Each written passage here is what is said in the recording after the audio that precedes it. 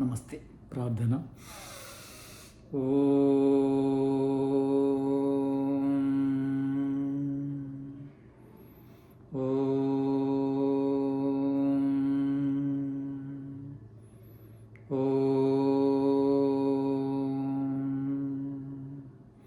ఓం సహనా భవతు సహనౌ భునక్తు సహ వీర్యం కరవావహై తేజస్వినావధీతమస్తు మా విద్విషావహై. ఓం శాంతి శాంతి శాంతి. నమస్తే. మనము న్యాయదర్శనంలో 1వ అధ్యాయంలోని 1వ ఆహ్నికం పూర్తి చేయడం జరిగింది. 41వ సూత్రం నుంచి 41వ సూత్రము నిర్ణయం గురించి చెప్పడం జరిగింది. ఇప్పుడు 2వ ఆహ్నికం ప్రారంభమవుతుంది. 2వ ఆహ్నికం లోపల మొదటి సూత్రం ఏం చెప్తుందంటే వాదం, 2వ సూత్రము జల్పము, 3వ సూత్రము వితండం గురించి చెప్తుంది. ఈ మూడిటి గురించి మనము తెలుసుకుందాము క్లియర్గా. న్యాయదర్శనంలో ఉన్న గొప్పతనం ఏంటంటే సత్యాన్ని నిరూపించడం.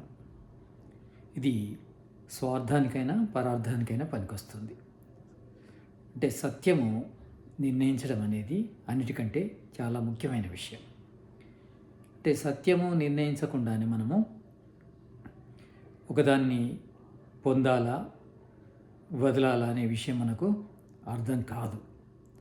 అది అర్థం కావాలంటే తప్పకుండా మనము సత్యాన్ని తెలుసుకోవాలి. అంటే దేనినైనా మనము యథార్థ జ్ఞానం పొంది వదలాలా పొందాలా అనేది జరిగితే తప్పకుండా అది మనకు సుఖాన్ని ఇస్తుంది. కనుక మనము యథార్థ జ్ఞానం పొందడం ముఖ్యం. యథార్థ జ్ఞానం తెలియజేయడం కోసము న్యాయదర్శనం చాలా చక్కగా పనిచేస్తుంది. అందులో ఈ పంచ అవయవాల ప్రయోగం ఒకటి, తర్వాత ఇప్పుడు వచ్చే ఈ వాదము జల్పము వితండం అనేది కూడా ఆ విషయాన్ని మనకు తెలియజేస్తుంది. ఇక్కడ జల్పము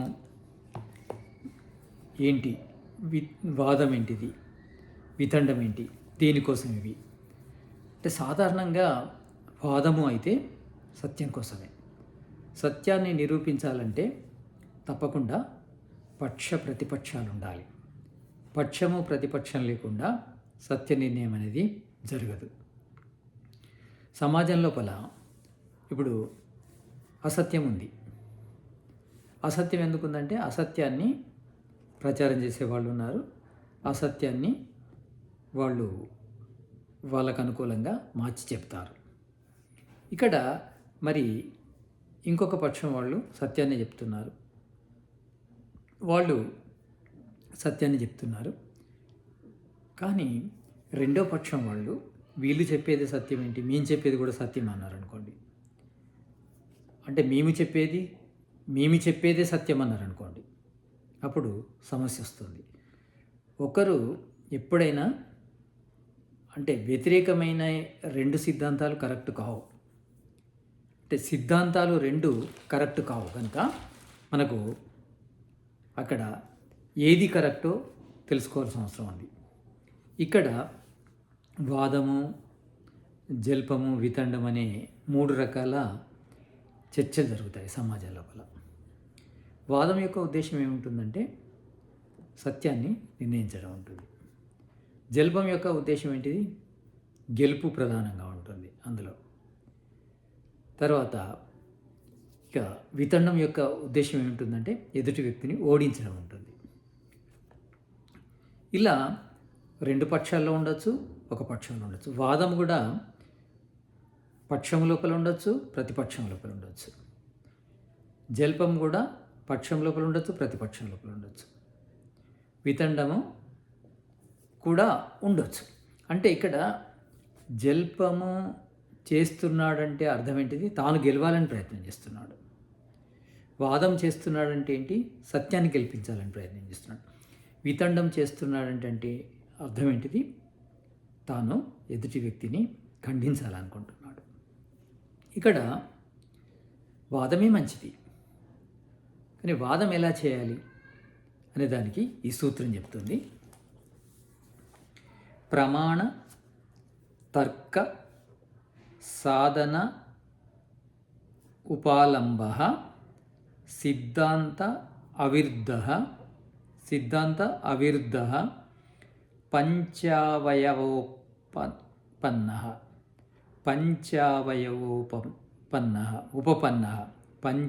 అవయవ ఉపపన్న పక్ష ప్రతిపక్ష పరిగ్రహో వాద. ఇక్కడ ఏం చెప్తున్నాడు? వాదం అంటే ఏంది? పక్షము ప్రతిపక్షం రెండు ఉండాలి. ఒకే పక్షం వాదం చేసేది ఏముంటుంది? ఇంకొక పక్షం ఉండాలి. ఆ పక్షము అంటే ఒక విషయం గురించి విభిన్న భావాలు ఉన్నప్పుడు వాదం జరుగుతుంది. ఒకే విషయం గురించి విభిన్న భావాలు ఉన్నప్పుడు. ఆత్మ అనేది ఒక పదార్థం. ఆత్మ ఉంది అని ఒక పక్షం అంటే, లేదు అని ఇంకొక పక్షం అంటే అప్పుడు వాదం అనేది కొనసాగుతుంది. అంటే పక్షము ప్రతిపక్షం రెండు ఉండాలి. పక్షము యొక్క ఉద్దేశము తర్వాత ప్రతిపక్షం యొక్క ఉద్దేశము వేరువేరుగా ఉండాలి, కానీ ఒకటే పదార్థం గురించి ఉండాలి. ఆత్మ ఉంది అని ఒక పక్షం అంటే, ఆత్మ లేదు అని ఇంకొక పక్షం ఉంటుంది.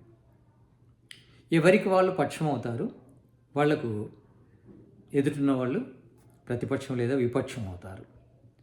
అంటే ఇద్దరి మధ్య కూడా అంటే ఎవరికి వాళ్ళు పక్షం అనుకుంటారు, ఎదుటి వ్యక్తిని ప్రతిపక్షం అనుకుంటారు, ఇద్దరు కూడా.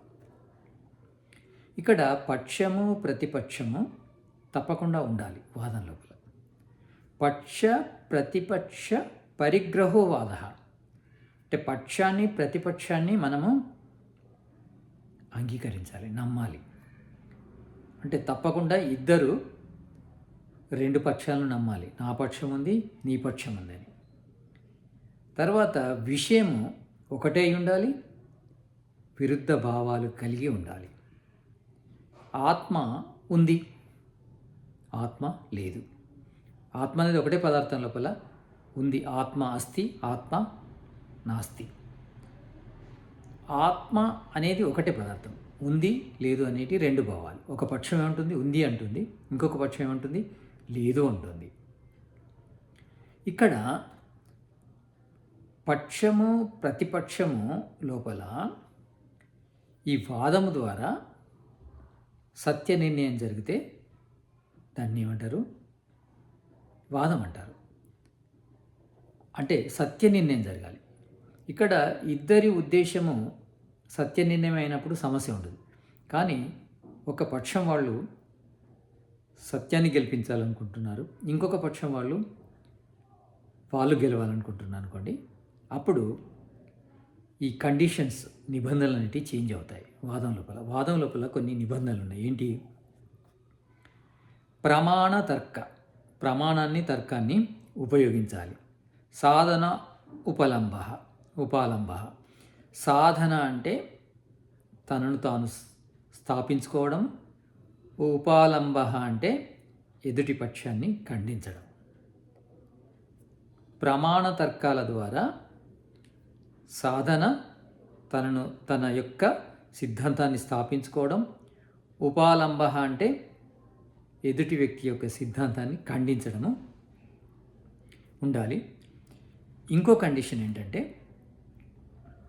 సిద్ధాంత అవిరుద్ధ. అంటే నేను ఏదైతే ప్రతిపాదించిన ఆ విషయము, ఆ సిద్ధాంతం ఏదైతుందో దానికి అవిరుద్ధంగా ఉండాలి, విరుద్ధంగా ఉండొద్దు. అంటే శబ్దము అనిత్యమని చెప్పాను, దానికి హేతు కూడా అది ఉత్పత్తి ధర్మం వల్ల అనేది సరి అయిన హేతు రావాలి. అంటే దేని గురించి అయితే నేను ప్రతిజ్ఞ చేశాను, అంటే పంచవాయులో మొదలు ప్రతిజ్ఞ వస్తుంది కదా, ఆ ప్రతిజ్ఞకు సరి అయిన హేతు ఇవ్వాలి. శబ్దము అనిత్యము అన్నప్పుడు ఎందుకు? హేతు ఏంటిది? ఉత్పత్తి ధర్మం ఉండడం వల్ల. ఉత్పత్తి అయిన పదార్థము నశిస్తుంది కనుక. ఇక్కడ ఉత్పత్తి పదార్థము నశిస్తుంది అనేదాన్ని వ్యాప్తిలో కూడా చూపెట్టాలి. అంటే ఏ పదార్థం ఉత్పత్తి అవుతుందో ఆ పదార్థం నశిస్తుంది కనుక ఇక్కడ నేను కుండను ఉదాహరణగా ఇచ్చాను. అంటే ఒక కుండలోనే ఆ ధర్మం కాదు, ఉత్పత్తి ధర్మము అనిత్య ధర్మం అనేది ఒక కుండలోనే ఉంటే అది హేతువు కాదు, అది ఉదాహరణ కాదు. అనేక పదార్థాలు అంటే ఉత్పత్తి అయిన ప్రతి పదార్థము నశించినప్పుడు మనం ఇచ్చిన హేతువు సరి అయింది అవుతుంది, ఉదాహరణ సరి అయింది అవుతుంది. అంటే ప్రతిజ్ఞకు అనుకూలంగా హేతు ఉదాహరణలు ఇవ్వాలి. హేతువు ఉదాహరణ అనేది చాలా ముఖ్యమైనవి. మన వాదం లోపల కానీ పంచవాయ పద్ధతి లోపల కానీ ఈ హేతువు ఉదాహరణ కరెక్ట్ ఉంటే తప్పకుండా తన యొక్క సిద్ధాంతాన్ని స్థాపించగలరు, లేకుంటే స్థాపించలేడు. ఫస్ట్ మనం చూడవలసింది ఏంటిది? సాధక ధర్మము, సాధన ధర్మం, సాధ్య ధర్మము, సాధక ధర్మం అనేటివి అందులో ఉన్నాయా అంటే ఇవి రెండు ఉండాలి తప్పకుండా. సాధ్య ధర్మం అంటే ఏంది? ప్రతిజ్ఞ. సాధక ధర్మం లేదా సాధన ధర్మం అంటే ఏంది? హేతువు. ఇవి రెండు ఉండాలి తప్పకుండా వాదం లోపల. ఇక్కడ ప్రమాణ తర్క సాధన ఉపాలంబ సిద్ధాంత అవిరుద్ధ. సిద్ధాంతానికి అంటే ఏదైతే మనము ప్రతిజ్ఞ చేసామో దానికి విరుద్ధంగా పోవద్దు. సిద్ధాంత అవిరుద్ధ అంటే ప్రతిజ్ఞ చేసిన విషయానికి విరుద్ధంగా పోవద్దు. పంచ అవయవ ఉపపన్న. పంచ అవయవాలతో కూడి ఉండాలి. అంటే 5 అవయవాలను మనం ప్రయోగించవలసి ఉంటుంది. ఇందులో మనకు ముందు చల్ జాతి నిగ్రహస్థానం అని వస్తుంది. ఈ చల్ జాతి నిగ్రహస్థానము లోపల ఈ పంచవయవాలను ప్రయోగించకుంటే అసమర్థత అంటారు. అంటే పంచవయాల్లో ఏ ఒక అవయవాన్ని ఉపయోగించుకున్నదాన్ని ఎబిలిటీ లేదంటారు. ఎబిలిటీ అనేది కూడా నిగ్రహస్థానాన్ని తీసుకు. నిగ్రహస్థానం అంటే ఏంది? అపజయానికి కారణమవుతుంది. ఇందులో మనకు న్యాయదర్శనం లోపల నిగ్రహస్థానం అని ఉంటుంది. నిగ్రహస్థానంలోకి వెళ్ళాడంటే అపజయంలోకి వెళ్ళాడు, ఓడిపోయాడు అని అర్థం. నిగ్రహస్థానానికి ఒక కారణం ఏంటిది? ఈ పంచవయాల్లో దేనినైనా మనం ప్రయోగించకుంటే మనము నిగ్రహస్థానంలోకి వెళ్ళిపోతాం. అంటే పంచవయాలను మనం ప్రయోగించలేదంటే అర్థం ఏంటిది? మన లోపల సామర్థ్యం లేదని అర్థం, ఎబిలిటీ లేదని అర్థం. అదేవిధంగా ఒక ప్రతిజ్ఞకు ఒకటి కంటే ఎక్కువ హేతువులు ఇచ్చినాం అనుకోండి, అప్పుడు కూడా మనం నిగ్రహస్థానంలోకి వెళ్ళిపోతాం. అంటే ఎందుకు ఎక్కువ ఇచ్చామా అంటే మనం ఇచ్చిన హేతు మీద మనకే నమ్మకం లేదు. అంటే ఎప్పుడైనా మన దగ్గర 4-5 హేతువులు ఉన్నాయి, అందులో గెలిచే హేతువునే ఇవ్వాలి. ఒక హేతువునిచ్చి ఇంకొక హేతువు ఇవ్వడము, అట్లా 2-3 హేతువులు ఇవ్వడం ఏమవుతుందంటే మనలో స్థిరత్వం లేదని. అంటే మనం ఇచ్చిన హేతు మీద మనకే నమ్మకం లేదు, స్టెబిలిటీ లేదు. ఎబిలిటీ లేకపోవడం కానీ స్టెబిలిటీ లేకపోవడం కానీ అపజయానికి కారణమవుతుంది. ఇదంతా శాస్త్రార్థంలో వస్తుంది. ముందు ఏ సిద్ధాంతం గొప్పదో చెప్పడం కోసం శాస్త్రార్థం జరిగేది. అంటే నేను చెప్పింది నమ్మండి అంటే అందరూ గొర్రెదాటుల్లా అతన్ని నమ్మడం కాదు. ఇప్పుడు 2 పక్షాల వారు 2 సిద్ధాంతాలు చెప్తున్నారు. ఏ సిద్ధాంతం? ఆత్మ ఉందని ఒకరు చెప్తున్నారు, ఆత్మ లేదని ఒకరు చెప్తున్నారు.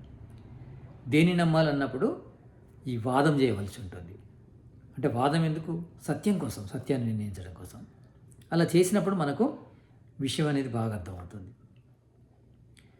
పంచ అవయవాలు ఉండాలి. పంచవయవాల లోపల ఒక అవయవాన్ని ప్రయోగించకపోయినా, వాడకపోయినా అక్కడ మనం నిగ్రహస్థానంలోకి వెళ్ళవలసి ఉంటుంది.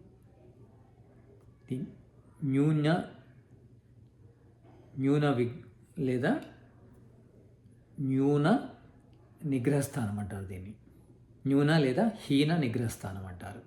పంచవయాలను 5ని ప్రయోగించకుంటే. తర్వాత హేతువులు అధికంగా ఇస్తే అది కూడా ఒక నిగ్రహస్థానమే. అధికంగా హేతువులు ఇవ్వద్దు. అధికంగా హేతువులు ఇస్తున్నామంటే స్టెబిలిటీ లేదని. తక్కువ అవయవాలను ఉపయోగిస్తున్నామంటే ఎబిలిటీ లేదనే విషయం అర్థమవుతుంది. కనుక అది నిగ్రహస్థానానికి దారితీస్తుంది. అంటే ఎక్కువ హేతులు ఇస్తే అధిక నిగ్రహస్థానము అని నిగ్రహ స్థానాల గురించి ఉంది. ముందు ముందు హేతువుల గురించింది, 5 రకాల హేతువులని, నిగ్రహ స్థానాల గురించి, అలా ఇవన్నీ మనము ముందు ముందు నేర్చుకుంటాము. ఇప్పుడు మనకు శాస్త్రంలో ఏమొచ్చిందో దాని గురించే మాత్రం చర్చిస్తున్నాం. ఇక్కడ పంచవాయాలు ఉండాలి తప్పకుండా. పక్ష ప్రతిపక్ష పరిగ్రహం అంటే పక్షం ప్రతిపక్షం ఉంటేనే అది వాదం అవుతుంది. ఆ పక్ష ప్రతిపక్షం లోపల ఒకటే వస్తువు గురించి ఉండాలి, భిన్న భిన్న అభిప్రాయాలు ఉంటే అది వాదం అవుతుంది. అంటే ఉదాహరణకి మనకు చర్చ లోపల చర్చలు 3 రకాలు. చర్చలు లేదా కథనము, దీనికి చర్చలకు కథనం అనే పేరు కూడా ఉంది. కథనం అంటే కథనము 3 రకాలు, చర్చలు 3 రకాలు, వాదము, జల్పము, వితండం. ఇక్కడ జల్పము, వితండం వాదం గురించి చెప్పాడు. ఈ సూత్రం ఏంది? వాదం గురించింది. వాదములో ఏ కండిషన్స్ ఉండాలి, ఆ కండిషన్స్ ప్రకారం మనం వెళ్ళాలి. మరి ఇక్కడ జనరల్గా ఏంటంటే చర్చల లోపల నిగ్రహ స్థానానికి పోకుండా చూసుకోవాలి. నిగ్రహ స్థానానికి పోవడానికి కారణం ఏంటిదంటే జాతి చలాన్ని ప్రయోగించడము నిగ్రహ స్థానానికి పోవడానికి కారణమవుతుంది. జాతి, చల్ ఇవి రెండింటిని ప్రయోగించకుండా చూసుకోవాలి వాస్తవానికి. కానీ మనకు ఎదుటి వ్యక్తి వితండం జల్పం చేస్తున్నాడు అనుకోండి, గెలవాలని ప్రయత్నం చేస్తున్నాడు అనుకోండి, మన సిద్ధాంతానికి హాని వస్తుందని తెలిసినప్పుడు మనం కూడా జల్పము, వితండం చేయొచ్చు. ముఖ్యంగా జల్పం చేయొచ్చు. ఎందుకంటే జాతిని అంటే జల్పం చేయొచ్చు అంటే అర్థం ఏంటిది? జాతిని, చలాన్ని, నిగ్రహ స్థానాన్ని మనము ఉపయోగించుకోవచ్చు.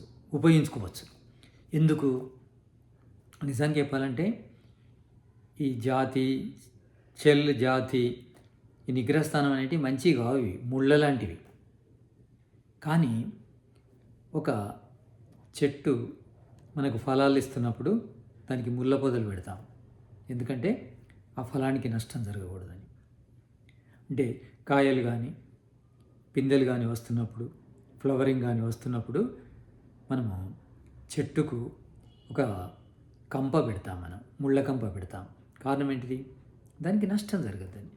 అదేవిధంగా వాదం చేస్తున్న మనమైనా ఎదుటి వ్యక్తి మనను ఓడించడం కోసము ఈ జాతి చెల ప్రయోగం చేస్తున్నప్పుడు మనం కూడా జాతి చెల ప్రయోగం చేయొచ్చు. జాతి చెల ప్రయోగం ఎందుకంటే చెల్ జాతి ప్రయోగం మనను మనం రక్షించుకోవడం కోసం.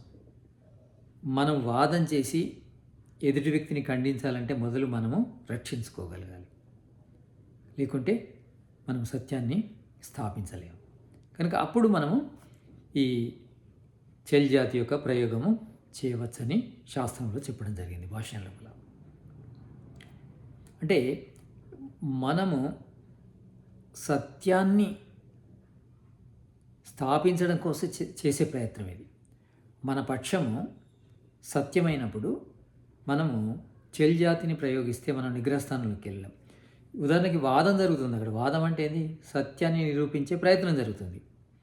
ఆ ప్రయత్నం లోపల ఈ జాతి చెల్ ప్రయోగం అనేది, చెల్ జాతి ప్రయోగం అనేది జరిగితే ఎదుటి వ్యక్తి మనకు అవకాశం ఇవ్వచ్చు, మనము కూడా ఎదుటి వ్యక్తికి అవకాశం ఇవ్వచ్చు. సత్యం కోసమైనప్పుడు అతడు ఎదుటి వ్యక్తి సత్యం కోసమే మనతో వాదిస్తున్నప్పుడు మనం అతనికి ఈ అంటే చెల్ జాతి ప్రయోగం చేసిన అతన్ని నిగ్రహ స్థానంలోకి తీసుకెళ్ళొద్దు. ఎందుకంటే సత్యం కోసం మనము అవకాశం ఇవ్వచ్చు.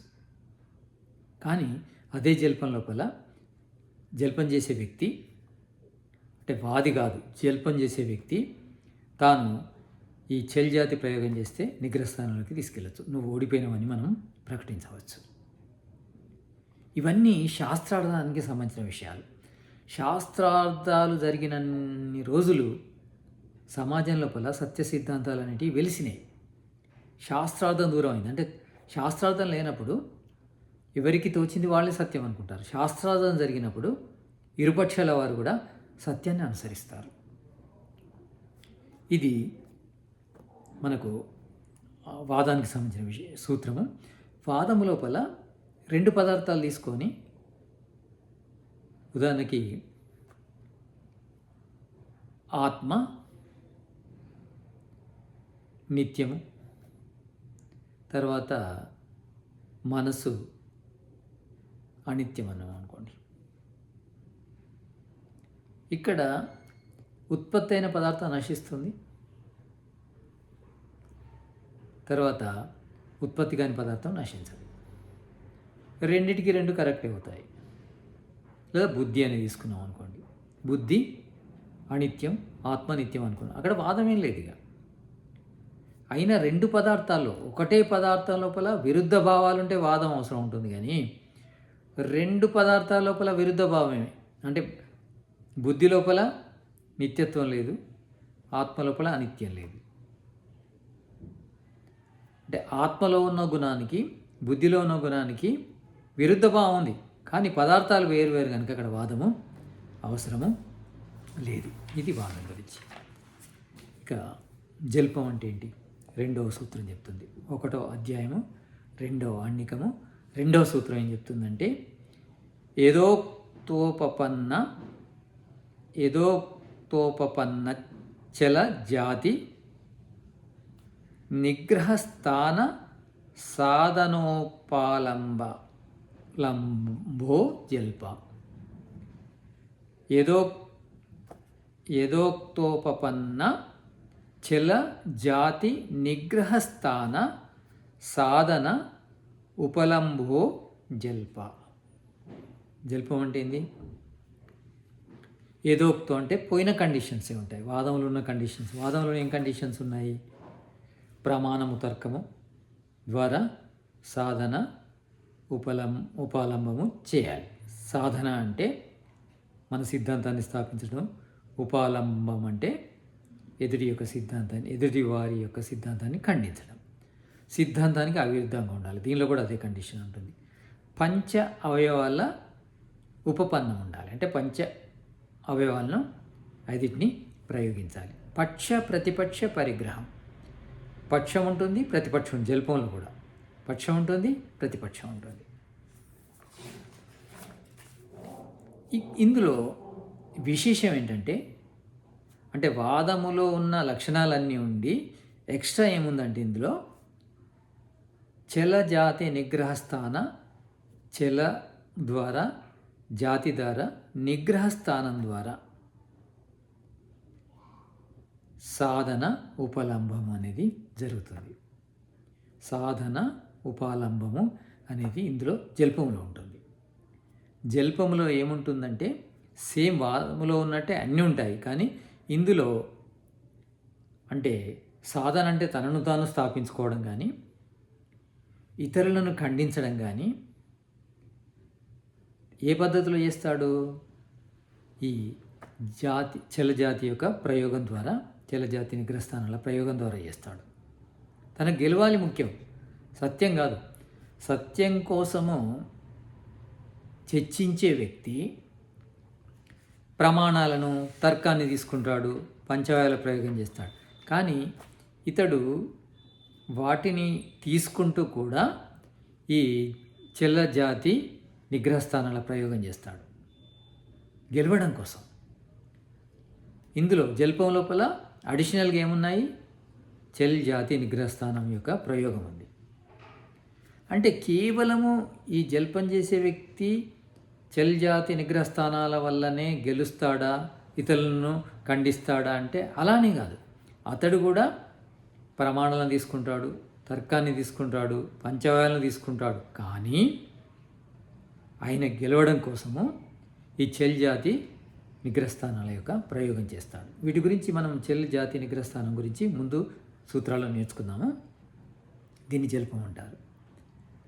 అంటే ఇక్కడ ఏమర్థమైంది? వాదములో ఎలా ఉంటుందంటే, వాదములో ఉన్న కండిషన్స్ ఇందులో ఉన్నప్పటికీ వాదము లోపల తాను ఒకవేళ చల్ జాతి నిగ్రహస్థానాలను ప్రయోగించినప్పుడు వాదం చేసే వ్యక్తి వాటిని సెల్ఫ్ ప్రొటెక్షన్ కోసం వాడుకుంటాడు.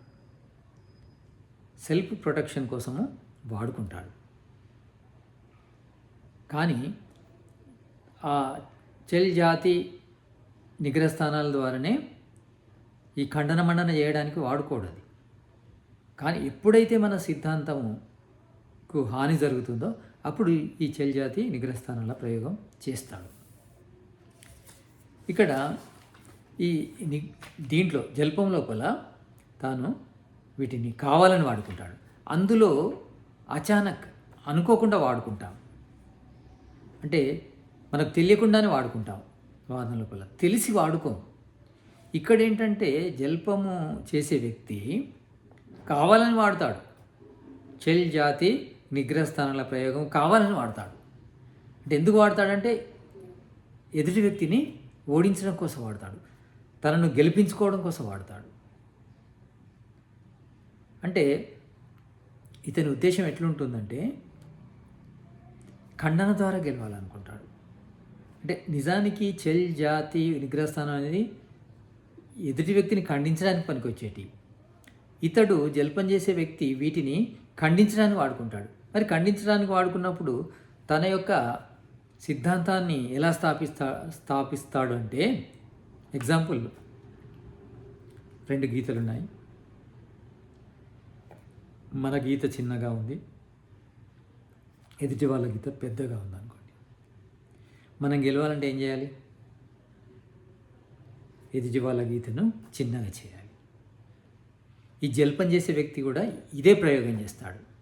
ఎదుటి వ్యక్తిని తగ్గించడం కోసము ఈ చెల్ జాతి నిగ్రహస్థానాల ప్రయోగం చేస్తాడు.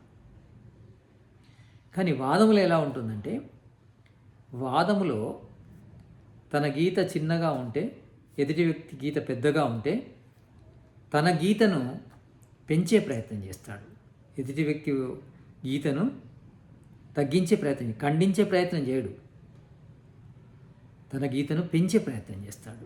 ఇది వాదానికి జల్పానికి ఉన్న తేడా. వాదము లోపల ఎదుటి వ్యక్తి యొక్క గీతను చిన్నగా చేయడం కాదు, తన గీతను పెద్దగా చేస్తాడు. జల్పము లోపల ఎదుటి వ్యక్తి యొక్క గీతను తగ్గించి తాను గొప్పోడు అనిపించుకుంటాడు, తను గెలిచినని ప్రకటించుకుంటాడు. ఇక్కడ వాదము లోపల మరి ఈ పంచవాయ ప్రయోగం ఉంది, తర్వాత ఈ ప్రమాణ తర్కాల ప్రయోగం ఉంది. ఇవి 2 అవసరమా?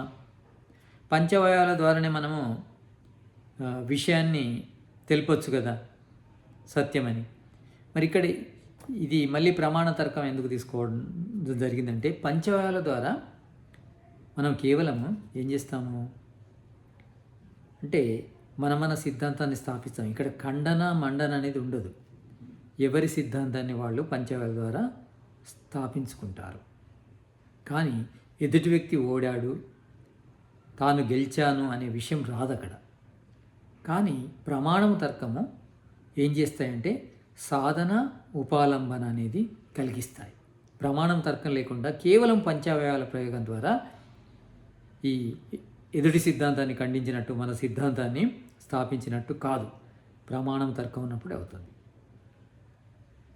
కేవలం పంచవాయాల ద్వారా కూడా, మరి పంచవాయాల ద్వారా కాదు, ప్రమాణము తర్కం ఉండాలి. ప్రమాణం తర్కం ఉండకుండా కేవలం పంచవాయాల ద్వారా ఎదుటి వ్యక్తిని సిద్ధాంతాన్ని ఖండించడం కానీ మన సిద్ధాంతాన్ని స్థాపించడం కానీ జరగదు. అందుకే మనకు పంచవాయాల అవసరమే ఉంటుంది, ప్రమాణం తర్కం అవసరం ఉంటుంది. ఇవి శాస్త్రార్థంలో ప్రయోగించే విషయాలు. శాస్త్రార్థం చేయాలి మనం. శాస్త్రార్థం అంటే ఏదో రాష్ట్రం లెవెల్లో, దేశం లెవెల్లోనే కాదు, ఇద్దరు వ్యక్తుల మధ్య కూడా ఇది అవసరం అవుతుంది. తర్కం లేకుండా సత్యం బయటికి రాదు. ఇది ఒక రకంగా తర్కం. వాదం అన్నా, ఈ పంచవాయాలన్నా ఈ తర్కాలు. తర్కం ద్వారా మనము ముందుకెళ్ళాలి, సత్యాన్ని నిరూపించాలి. అప్పుడే ఎప్పుడైనా నిశ్చయము పూర్తిగా ఎప్పుడు కలుగుతుంది? మన సిద్ధాంతం స్థాపించబడి ఎదుటి సిద్ధాంతము ఖండించబడితేనే నిశ్చయం అనేది 100% ఉంటుంది, లేకుంటే ఉండదు. కనుక మనకు ఈ వాదము అవసరమే. ఈ జల్పం లోపల అంటే జల్పము అనేది ఒక వ్యక్తి చేస్తున్నాడు. అంటే పక్షము సత్యాన్ని స్థాపించే ప్రయత్నం వాదం చేస్తుంది, విపక్షం లేదా ప్రతిపక్షము జల్పంలో ఉంది. అంటే గెలవడం వాళ్ళకు లక్ష్యము, పక్షానికేమో సత్యాన్ని గెలిపించడం లక్ష్యం. అప్పుడు అంటే మనము వాదము చేస్తున్నప్పుడు, ఎదుటి వ్యక్తి జల్పం చేస్తున్నప్పుడు మనం జల్పము ద్వారా అంటే జల్పము చేసే వ్యక్తిని నుంచి మనం రక్షించడం కోసము చెల్ జాతి నిగ్రహస్థానాలు ప్రయోగం చేయొచ్చు. అంటే అది కావాలని కాదు, అక్కడ సెల్ఫ్ ప్రొటెక్షన్ కోసం కేవలము చెల్ జాతి నిగ్రహస్థానాల ద్వారానే ఎదుటి వ్యక్తిని ఖండించి మనల్ని స్థాపించుకోవడం కాదు ఉద్దేశం. అక్కడ అవసరం సెల్ఫ్ ప్రొటెక్షన్ కోసం అక్కడ చేస్తారు. కానీ జల్పం లోపల వీళ్ళు జల్పం చేసే వ్యక్తులు ఎలా ఉంటారంటే వాళ్ళకు ఓడించి గెలవడం ముఖ్యమవుతుంది కనుక ఈ చెల్ జాతి నిగ్రహస్థానాల ప్రయోగం చేసుకుంటారు. వాళ్ళు కావాలని చేస్తారు. దాన్ని మనం గ్రహించామనుకోండి, వాళ్ళను నిగ్రహస్థానంలోకి తీసుకెళ్ళచ్చు, వాళ్ళను ఓడించినట్టు మనం ప్రకటించవచ్చు. చెల్ జాతి నిగ్రహస్థానాల ప్రయోగం జరిగిందంటే ఓడిపోయినట్టే. కానీ వాళ్ళు గెలవడం కోసం ప్రయత్నం చేస్తారు, అది మనం తెలుసుకుంటే ఓడిపోతారు. ఇది జల్పం. తర్వాత వితండం. వితండం గురించి 3వ సూత్రం చెప్తుంది. స ప్రతిపక్ష స్థాపన హీనో వితండ. స ప్రతిపక్ష స్థాపన హీనో వితండ. ఇక్కడ స అంటే ఏంటంటే జలపము వలనే ఇది కూడా ఉంటుంది, యాజ్ ఇట్ ఈజ్ ఉంటుంది. జలపములో ఉన్న అంటే జలపము లోపల ఏమేమి ఉన్నాయో ఈ వితండంలో కూడా ఉంటాయి. కానీ జల్పానికి వితండానికి తేడా ఏంటంటే జల్పము లోపల స్థాపన అనేది ఉంటుంది, కానీ వితండం లోపల స్థాపన ఉంటుంది. తన సిద్ధాంతం ఏంటో చెప్పడం. ఇప్పుడు ఆత్మ ఉంది అని మనం అన్నాం అనుకుంటే, ఆత్మ లేదు అని నా ఉద్దేశం అని చెప్పకుండానే ఆత్మ ఉందని ఎలా చెప్తావు? ఆత్మ ఉందనే దానికి ఉదాహరణలు ఏంటిది? ప్రత్యక్ష ప్రమాణం ఏంటిది? శబ్ద ప్రమాణం ఏంటిది? అనుమాన ప్రమాణం ఏంటని మనను ప్రశ్నిస్తుంటాడు. తన యొక్క ఉద్దేశము చెప్పడు. అంటే ఆత్మ లేదు అనేది నా ఉద్దేశం అని చెప్పడు. అలా చెబితే మనం మళ్ళీ అలా అతను ప్రతిజ్ఞ చేశాడు అనుకోండి, మనం ఏం చేస్తాం? హేతు చెప్పమంటాం, ఉదాహరణ ఇమ్మంటాం, ఉపనయ్ చేయమంటాం, నిగమనం చేయమంటాం. అది సాధ్యం కానప్పుడు ఇతనికి ఉద్దేశం ఏంటి? ఇతని ప్రయోజనం ఏంటిది? ఎదుటి వ్యక్తిని ఖండించడం. అంటే మూడిట్లో ప్రయోజనం ఉంది. వాదములో ప్రయోజనం ఏంటి? సత్యం. జల్పములో ప్రయోజనం ఏంటిది? గెలుపు. వితండములో ప్రయోజనం ఏంటిది? ఎదుటి వ్యక్తిని ఖండించడం. ఇక్కడ ప్రయోజనం ఉంది అతనికి, ఖండించడమే ప్రయోజనం. కానీ తన యొక్క స్థాపన చేయడు. ప్రతిపక్షమే. అంటే పక్షము ప్రతిపక్షం ఉంటాయి వితండంలో కూడా. కానీ ప్రతిపక్షంలో ఉన్న వ్యక్తి, వితండం చేసే వ్యక్తి తన యొక్క స్థాపన అంటే తన యొక్క ప్రతిజ్ఞ చేయడు. కానీ ఇలా చేయడం ఏంటిది? ఇది నిజానికి మంచి పద్ధతి కాదు. మంచి వాళ్ళు వాళ్ళ ఉద్దేశం చెప్పి చర్చ జరుపుతారు. కానీ ఇక్కడ తన ఉద్దేశం చెప్పాడు, గోప్యంగా ఉంచుతాడు. కారణం ఏంది? ఇలాంటి పనులు ఎవరు చేస్తారు? బలహీనలే చేస్తారు.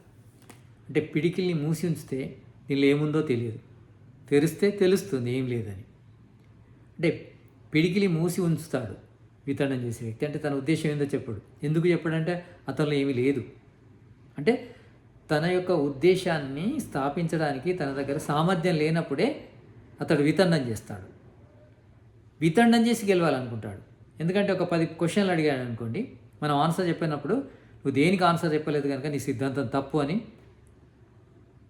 మన అపజయాన్ని ప్రకటిస్తాడు, తన జయాన్ని ప్రకటించుకుంటాడు. ఇలా కూడా ఉంటుంది శాస్త్రార్థం లోపల. అంటే సమాజంలో కూడా మనకి ఇట్లాంటి వ్యక్తులు కనిపిస్తారు. వాళ్ళు ఉద్దేశం చెప్పరు, కానీ మన ఉద్దేశం అడుగుతారు. అంటే మనను ఖండిస్తుంటారు, వాళ్ళ ఉద్దేశం చెప్తే వాళ్ళ ఉద్దేశాన్ని మనం ఖండిస్తాం కదా. వాళ్ళ ఉద్దేశాన్ని చెప్పి దాన్ని స్థాపించే సామర్థ్యం లేనప్పుడు వాళ్ళు మనను ఖండించడమే పద్ధతిగా పెట్టుకుంటారు. ఒకవేళ వాళ్ళ ఉద్దేశం చెప్పారనుకోండి, మనం ఖండిస్తాం కదా. ఇలాంటి వ్యక్తులతో మనం ఎలా ఉండాలంటే, మీ ఉద్దేశం కూడా చెప్పండి అని మర్యాదగా అడగాలి. మనం అడిగినప్పుడు ఆ వ్యక్తిని ఓడించే అవకాశం చాలా ఉంటుంది. ఈ విధంగా ఈ వితండం అనేది, వితండం అంటే చర్చల లోపల వాదం ఉండొచ్చు, జల్పం ఉండొచ్చు, వితండం ఉండొచ్చు. వాదము లోపల రెండు పక్షాలు కూడా వాదం చేయవచ్చు, లేదా ఒక్క పక్షమైనా వాదం చేయవచ్చు. జల్పంలో కూడా రెండు పక్షాలు జల్పంలో ఉండొచ్చు, లేదా ఒక పక్షం జల్పంలో ఉండొచ్చు. వితండంలో కూడా రెండు పక్షాలు ఉండొచ్చు, లేదా ఒక పక్షం అయితే ఉంటుంది. ఈ విధంగా మనము చర్చలు చేయాలి. ఈ న్యాయదర్శనం అంతా కూడా సత్యాన్ని నిరూపించడం కోసం ఉంటుంది. నేను చెప్పింది వినండి అని కాదు, సత్యాన్ని నిర్ణయించండి అని ఉంటుంది. తోడ మానికే చెల్ల, తోడ జానికే చెల్ల. అన్నీ నమ్మి నడవకూడదు. నమ్మిన దాన్ని తప్పకుండా ఈ విధంగా తర్కించాలి, పరిశీలించి సత్యమైతేనే దాన్ని అనుసరించాలి, లేకుంటే అనుసరించవద్దు. మనకు సత్యం ముఖ్యం. అంటే ఆ వస్తువు యొక్క యథార్థ స్వరూపం ముఖ్యం. యథార్థ స్వరూపం తెలిస్తేనే కదా దాన్ని ప్రాప్తింపజేసుకోవాలా, వదిలిపెట్టాలా, ఉపేక్షించాలనేది అర్థమవుతుంది. అంటే పూర్తి జ్ఞానంతో మనము ప్రాప్తింపజేసుకున్న లాభం ఉంటుంది, వదిలిపెట్టిన లాభం ఉంటుంది, ఉపేక్షించిన లాభం ఉంటుంది. కానీ జ్ఞానం లేకుండా ప్రాప్తింపజేసుకున్న నష్టమే, వదిలిపెట్టిన నష్టమే, ఉపేక్షించిన నష్టమే అవుతుంది. కనుక సత్య జ్ఞానం అనేది చాలా ముఖ్యం. న్యాయదర్శనం లోపల సత్యాన్ని నిరూపించే విషయాలు చాలా వస్తుంటాయి. ఈ పంచవయాల ప్రయోగము, వాదము, జల్పము, వితండము, వీటి గురించి మనకు క్లాస్లో విషయాలు వస్తూనే ఉంటాయి. దీని తర్వాత వచ్చేది హేత్వాభాసం. హేత్వాభాసం గురించి నెక్స్ట్ క్లాస్లో తెలుసుకుందాము. హేత్వాభాసం అంటే ఏంటో, హేతువును అంటే సరి అయిన హేతు ఇవ్వకపోవడాన్ని హేత్వాభాసం అంటారు. అది కూడా మనకు కొన్ని రకాలుగా ఉంది. దాని గురించి వివరంగా తెలుసుకుందాం. ఈ శాస్త్రం లోపల ఉద్దేశ్యం ఉంటుంది, విభాగవచనం ఉంటుంది, తర్వాత లక్షణం ఉంటుంది, తర్వాత పరీక్ష ఉంటుంది. విభాగవచనము అంటే ఉద్దేశము అంటే పేరు చెప్పడము, తర్వాత విభాగవచనం అంటే ఆ పేరు లోపల ఇంకేమైనా విభాగాలు ఉన్నాయా ఆ విభాగాలు చెప్పడము, తర్వాత లక్షణం అంటే దాని యొక్క విశేష గుణాలు చెప్పడము, ఆ తర్వాత పరీక్ష దాన్ని నిరూపించడం, దీని లక్షణాలు ఇవే అని నిరూపించడం. ఇవన్నీ మనకు ఈ న్యాయదర్శనంలో వస్తుంటాయి. న్యాయదర్శనం చాలా గొప్ప శాస్త్రము. దీనివల్ల మనము సత్య మార్గంలో నడవచ్చు, సమాజాన్ని కూడా సత్య మార్గంలో నడిపించవచ్చు. శాంతి పాఠ. ఓం ద్యౌ శాంతిరంతరిక్షగం శాంతి పృథివీ శాంతి ఆపః శాంతి ఓషధయ శాంతి వనస్పతే శాంతిర్విశ్వే దేవాః శాంతి బ్రహ్మ శాంతి సర్వగం శాంతి శాంతిరేవా శాంతి సామా శాంతిరేది. ఓం శాంతి శాంతి శాంతి. सबको नमन प्रणाम नमस्ते धन्यवाद.